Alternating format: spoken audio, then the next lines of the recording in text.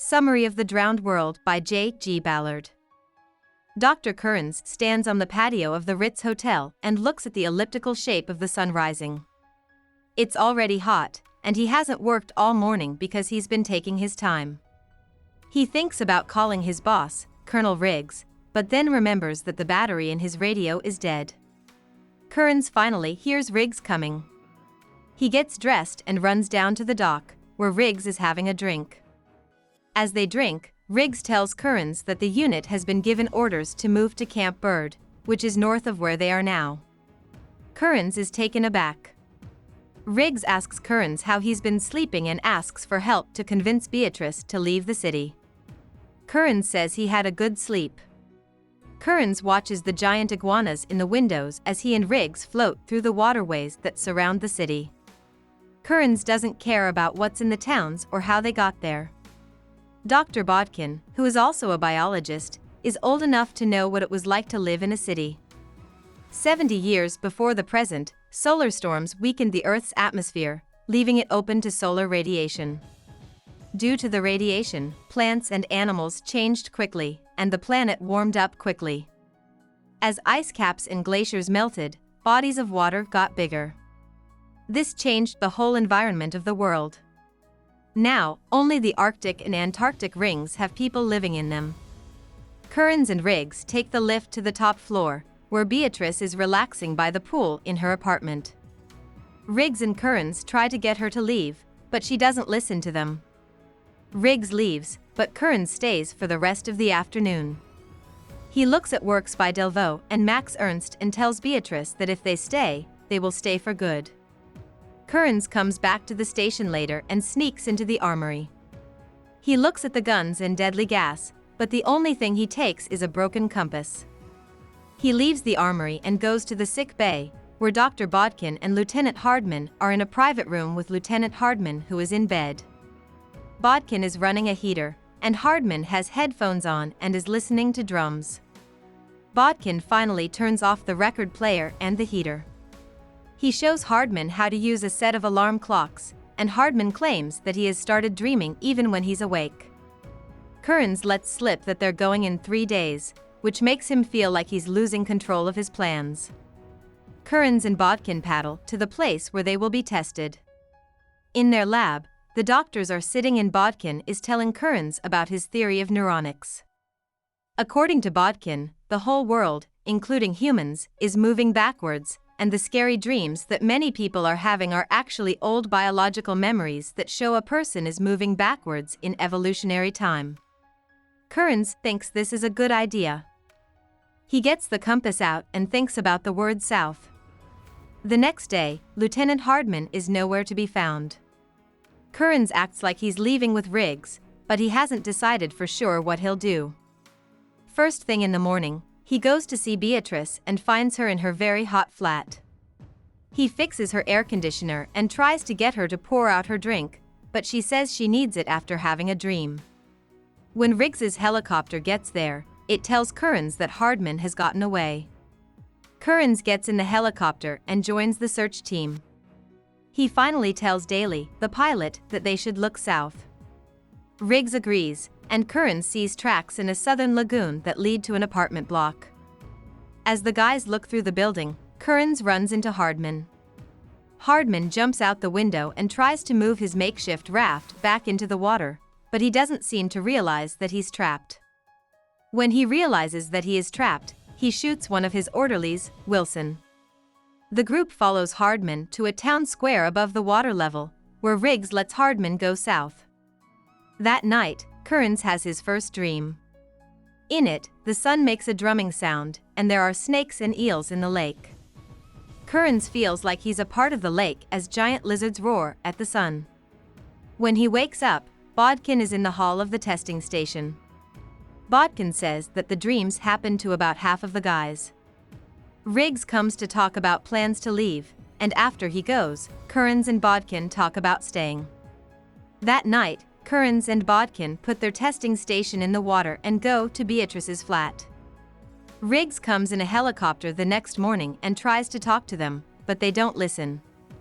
Riggs and the crew leave later that day, and Kerans realizes that he, Bodkin, and Beatrice will drift apart as their thoughts take over their minds. 6 weeks later, when Kerans wakes up, he sees a man driving a white hydroplane quickly around. Kerans gets into his sailboat and paddles closer. He goes to the top of a building and watches as 3 boats and thousands of alligators follow the hydroplane. Kerans goes back to his catamaran, but alligators have ruined it. He struggles to walk to Beatrice's flat, where he and Beatrice watch Bodkin wave down the guests from her windows. Kerans says they have nothing to worry about with these thieves and goes to get the hydroplane to slow down. Kerans, Bodkin, and Beatrice stay on Strangeman's ship. He doesn't understand why they want to stay in London and live out their dreams. Kerans sees that Strangeman is albino while the rest of his crew is black. Strangeman shows them his second-in-command, the Admiral, and offers to show them his loot ship. The storage rooms are full of statues and other works of art. Kerans says the treasures look like bones, so Strangeman sends his friends away in a rude way. Over the next 2 weeks, Kerans sees Strangeman often. Bodkin spends his time paddling through the waterways looking for places he remembers from his childhood, and Strangeman starts to think he knows where the secret treasure is. Strangeman has a diving party so that he and his friends can find this prize. He sends crew members down to the theater, which is underwater, and then he sends Kerans down. Kerans is fascinated by the theater, which looks like a womb, and the stars in the dome, which are made by light shining through holes. However, he passes out when his air supply is cut off. When he wakes up on the deck, Strangeman tells him that Kerans tried to kill himself. Later, Strangeman calls everyone to a party where there will be a surprise and says that it will stop Kerans' crazy time machine, the dreams. On the deck, in front of a Renaissance picture of Esther and King Xerxes, Strangeman has a table that is beautifully set. Kerans thinks that Strangeman wants Beatrice to be able to see herself in Esther. Kerans asks Strangeman about the surprise after dinner, but Strangeman says he's missing it. Kerans sees that the water level is going down. Strangeman has built a dam around the lagoon and is pumping the water out. Kerans and Beatrice are scared, but Bodkin is mesmerized by what they see. When there is no more water, Strangeman's group goes out to steal, while Kerans, Beatrice, and Bodkin walk the streets. After the water has gone, they find the theater, which Kerans thinks looks like a sewer. For the next few days, Kerans stays close to Strangeman because he feels that Strangeman is getting more dangerous.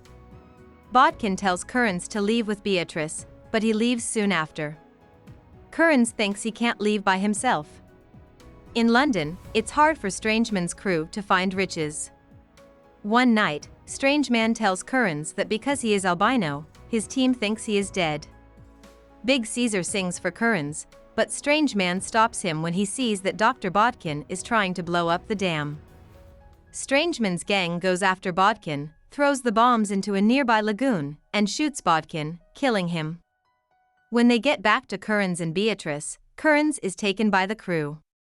The people who work for Strangeman tie Kerans to a chair and beat him for 2 nights. They leave him out in the sun all day, and he just about makes it. On the 3rd night, they put the throne on a cart and drove Kerans all over the city in a wild procession.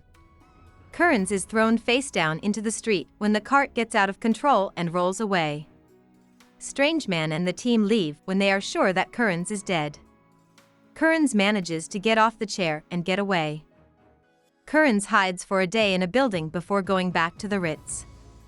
Strangeman's men blew up the room, but Kerans' gun wasn't in the safe. That night, Kerans sneaks onto Strangeman's ship and finds Beatrice in Strangeman's private rooms. Beatrice wants Kerans to leave without her, but Big Caesar stops them from fighting. Kerans shoots him, then pulls Beatrice down the gangway and off the ship. They try to hide, but they realize that Strangeman is closing in on them. Just as Kerans is about to turn himself in, Colonel Riggs and the army with machine guns show up. The next day, Kerans talks to Riggs. Riggs says that Strangeman officially didn't do anything wrong and that the UN is likely to give him an award for draining the lagoon. When Kerans asks Riggs to fill the lagoon again, Riggs acts like Kerans is crazy and says that everyone is going to Camp Bird tomorrow, except for Strangeman and his crew. Riggs and Strangeman make up the next day, and Strangeman has a party. Kerans goes, but he leaves quickly. Kerans puts bombs on one of the dams when he sees that Riggs and Beatrice are leaving the party. Sergeant McCready sees Kerans do this and shoots him in the leg. Kerans yells at McCready to get out of the way, but he dies in the blast. The water rushes into the bay, sweeps over Strangeman, and flips his boat over. Beatrice runs up to Kerans and tells him to leave. Riggs and Sergeant Daly go after Kerans, but he gets away on a raft and goes into the next bay. The next day, the helicopter looks for him, but Kerans is able to hide. When it finally goes, Kerans gets to an inland sea that will take him south. Kerans spends several days going south as his shooting wound gets worse and more infected. When he gets to the end of the sea, he tries to take his raft apart and put it back together, but there is no more water to go with it. He walks into the bush and moves through it in the rain. At last, he comes to a small valley with an old church in it. He finds Lieutenant Hardman sitting at the chapel and watching the setting sun. Hardman is skinny and blind, and he doesn't know Kerans. Kerans takes care of Hardman for 3 days, but when he wakes up on the 3rd day, Hardman is gone. Kerans stays put for a few more days before he moves on. He goes to another lake and spends the night there in an apartment block. He remembers Beatrice and thinks about his past. Before he goes, he writes in the wall that everything is fine. He is sure that no one will read it. He goes south, and the person telling the story says that he is a second Adam looking for lost paradises. About the author. Ballard was born and raised in Shanghai because his father was a chemist at a British textile company and then became the managing director of the company's businesses there. In 1943, Ballard and his family were sent to an Allied civilian camp called the Lunghua Civilian Assembly Center. He lived there for the rest of the war, and his time there helped him write his most famous book, Empire of the Sun. Ballard went to England with his mother and sister after the war. In 1949, he went to King's College to study medicine with the goal of becoming a psychotherapist. Ballard wrote a lot of avant-garde fiction while he was in school, and some of it was published in university mags and newspapers. He soon stopped studying to be a doctor. He spent a year studying writing at Queen Mary College and then joined the Royal Air Force. He went to school in Canada, where he first read science fiction from the United States.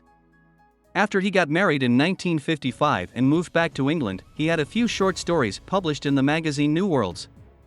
After he decided to write full-time, he put out his first book, The Wind from Nowhere, in 1960. Next, in 1962, he wrote The Drowned World, which made him a well-known name in new wave science fiction. In 1964, his wife died suddenly, and he was left to raise their 3 children on his own. Ballard kept writing until his death in 2009 from prostate cancer. Hope we summarized it fully and you liked it. Please hit the like button and subscribe to our channel so that we are motivated to create more videos.